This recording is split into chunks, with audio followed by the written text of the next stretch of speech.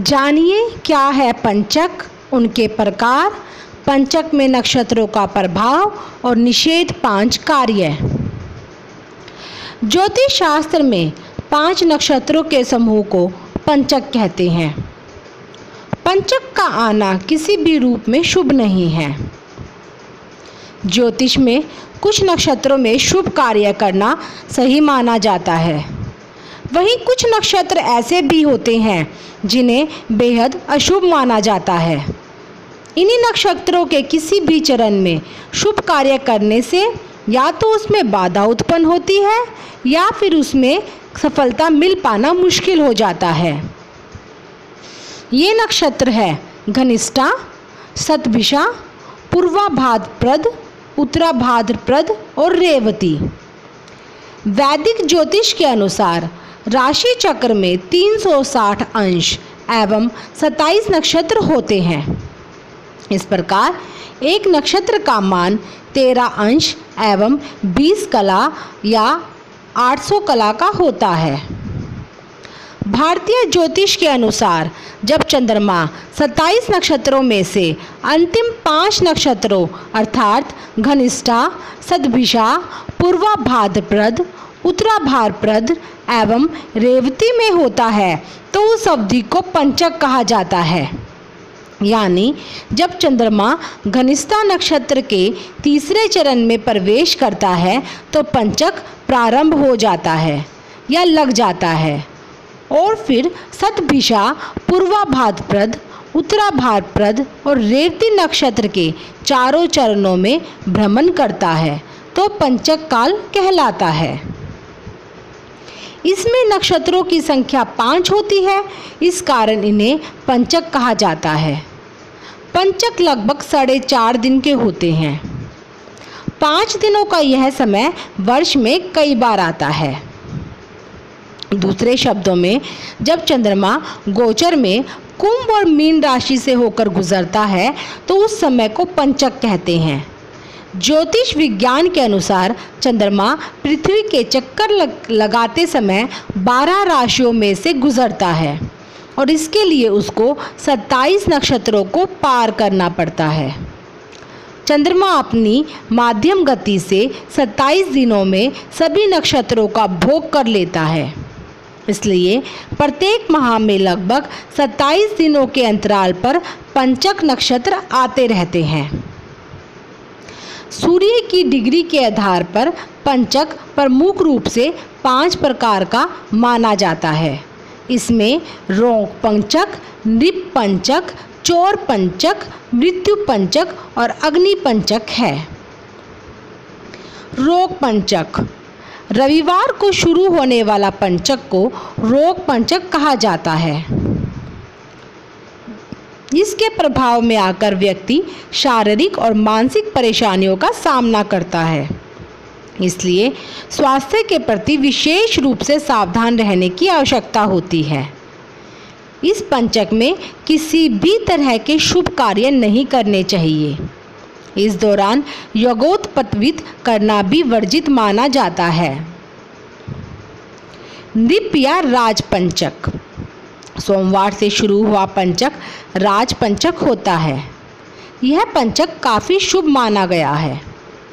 ऐसी मान्यता है कि इस दौरान सरकारी कार्यों में सफलता हासिल होती है और बिना किसी बाधा के संपत्ति से जुड़े मसलों का निदान होता है। इस दौरान किसी नई नौकरी को ज्वाइन करना अशुभ माना जाता है, लेकिन नौकरी सरकारी हो तो उसके लिए इसे शुभ माना गया है। सरकारी नौकरी इस पंचक में ज्वाइन करने से लाभ मिलता है। इस समय शुरू किए गए सभी कार्यों में सुनिश्चित सफलता मिलती है। इस समय राजकार्य तथा जमीन जायदाद से जुड़े कार्य करना शुभ रहता है। चोर पंचक शुक्रवार को शुरू होने वाला पंचक चोर पंचक कहलाता है। यह पंचक भी अशुभ ही माना जाता है। इस पंचक के दौरान यात्रा करने से अपने आप को दूर रखना चाहिए। इसके अलावा धन से जुड़ा कोई भी कार्य भी पूर्णतः निषेध ही माना गया है। ऐसी मान्यता है कि इस दौरान धन की हानि होने की संभावनाएं प्रबल रहती है। व्यावसायिक रूप से लेन देन करना भी इसमें शुभ नहीं माना जाता। अगर ऐसा किया जाता है तो उसमें आर्थिक नुकसान होने का खतरा बना रहता है। मृत्यु पंचक। शनिवार को शुरू होने वाला पंचक मृत्यु पंचक कहलाता है। जैसा कि नाम से ही जाहिर होता है, इस पंचक के दौरान जोखिम से भरा कोई भी कार्य नहीं करना चाहिए। व्यक्ति को चोट लगने, दुर्घटना होने और मृत्यु तक की आशंका रहती है। किसी भी तरह का कोई शुभ कार्य नहीं करना चाहिए, अन्यथा मरण तुल्य कष्ट होता है। ज्योतिष शास्त्र के अनुसार विवाह जैसे शुभ कार्य भी इस दौरान मनाही होती है। इसमें जान और माल का नुकसान होता है। अग्नि पंचक। मंगलवार को शुरू होने वाला पंचक अग्नि पंचक कहलाता है। इस पंचक के दौरान आग लगने का भय रहता है, जिसकी वजह से इस पंचक को शुभ नहीं कहा जा सकता। अग्नि पंचक के दौरान किसी भी तरह का निर्माण करना अशुभ रहता है। घर बनाना हो या फिर एक घर से दूसरे घर में प्रस्थान करना अथवा गृह प्रवेश करना, अग्नि पंचक के दौरान इन कार्यों को नहीं किया जाता। इस दौरान औजारों की खरीदारी, निर्माण या मशीनरी का कार्य नहीं करना चाहिए। यह समय मुकदमेबाजी तथा कोर्ट कचहरी के लिए अति उपयुक्त माना जाता है। इस दौरान कोर्ट कचहरी से जुड़े मामलों और अधिकार हासिल करने जैसे मसलों की पहल की जा सकती है, क्योंकि उनमें सफलता मिलने की संभावना होती है। अगर पंचक बुधवार या बृहस्पतिवार से प्रारंभ हो रहे हैं तो उन्हें ज़्यादा अशुभ नहीं कहा जा सकता। पंचक के मुख्य निषेध कर्मों को छोड़कर कोई भी कार्य किया जा सकता है। पंचक में नक्षत्रों का प्रभाव। पंचक घनिष्ठ नक्षत्र से शुरू होता है और रेवती नक्षत्र तक रहता है। इसमें घनिष्ठा नक्षत्र में अग्नि का भय रहता है, वही शतभिषा नक्षत्र में कलह, वाद विवाद और झगड़ा होने के योग बनते हैं। पूर्वाभाद्रपद रोग कारक नक्षत्र होता है। ये नक्षत्र आपकी सेहत के लिए हानिकारक होता है, अतः इस दौरान अपनी सेहत का ज़रूर ध्यान रखना चाहिए। उत्तराभाद्रपद नक्षत्र में धन के रूप में दंड होता है, जो व्यावसायिक रूप से आपके लिए बहुत हानिकारक होता है। इस दौरान अपनी जेब संभाल कर रखें। अनावश्यक और अतिरिक्त खर्च करने की संभावना रहती है। व्यवसाय में आर्थिक नुकसान भी उठाना पड़ सकता है।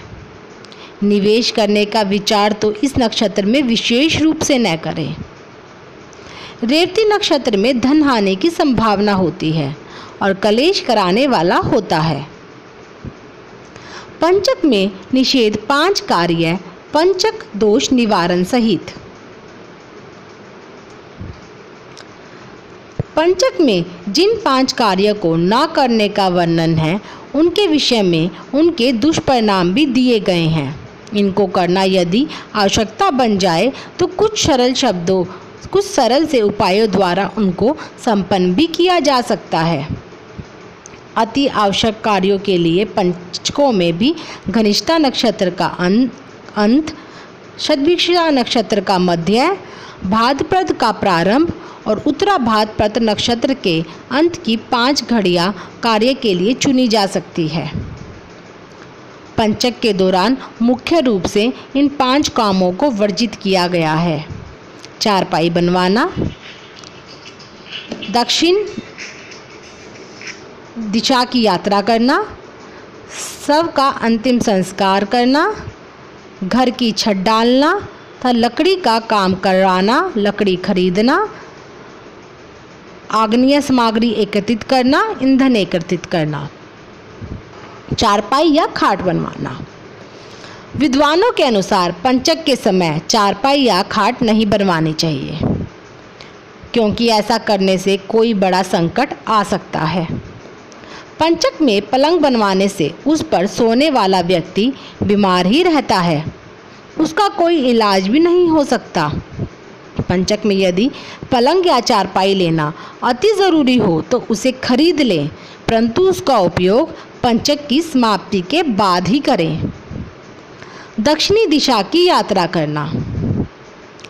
पंचक शुरू होने से खत्म होने तक किसी यात्रा की योजना न बनाएं।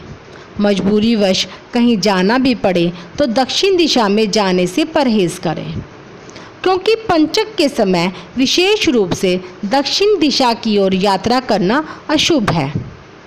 ऐसा करने से हानि होना लगभग तय है। दक्षिण दिशा को यम द्वार कहा जाता है, इसलिए भी यात्रा को निषेध माना गया है। अति आवश्यक रूप से की जाने वाली यात्राओं के लिए पूर्व में किसी शुभ घड़ी में चाला कर सकते हैं। इसके लिए यात्रा में प्रयुक्त कुछ पैसे, हल्दी तथा चावल अपने इष्ट देव के सम्मुख रख लें और यात्रा को मंगलमय बनाने की प्रार्थना करें। यात्रा वाले दिन रखे यह पैसे भी साथ ले लें। हल्दी और चावल किसी वृक्ष की जड़ में छोड़ दें तथा जल प्रवाहित कर दें।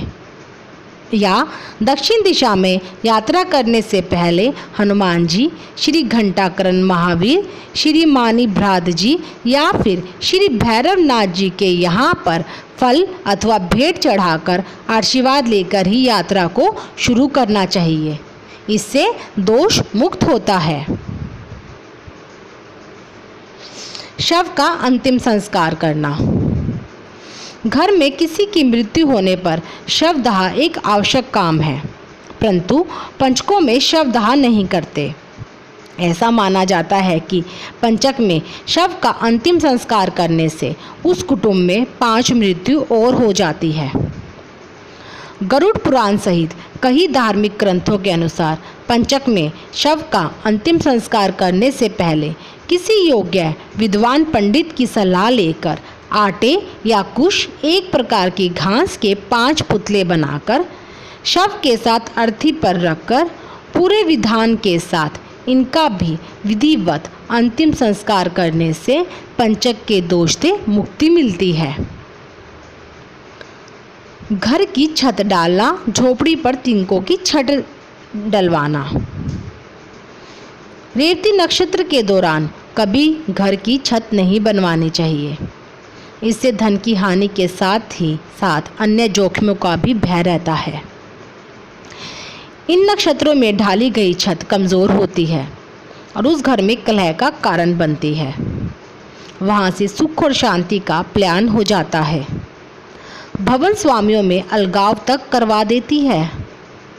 इस नक्षत्र में यही छत डलवा रहे हैं तो उसके पूर्व इष्ट देव को मिष्टान आदि से प्रारंभ करें और प्रसाद स्वरूप वह मिठाई वहाँ मौजूद मजदूरों में बांटकर उनकी प्रसन्नता बटोरें। उसके बाद ही छत डलवाने का कार्य आरंभ करें।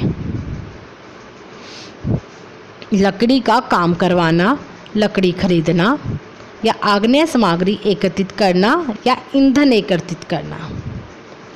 घनिष्ठा नक्षत्र के दौरान आग से जुड़े कोई भी कार्य करने से बचना चाहिए।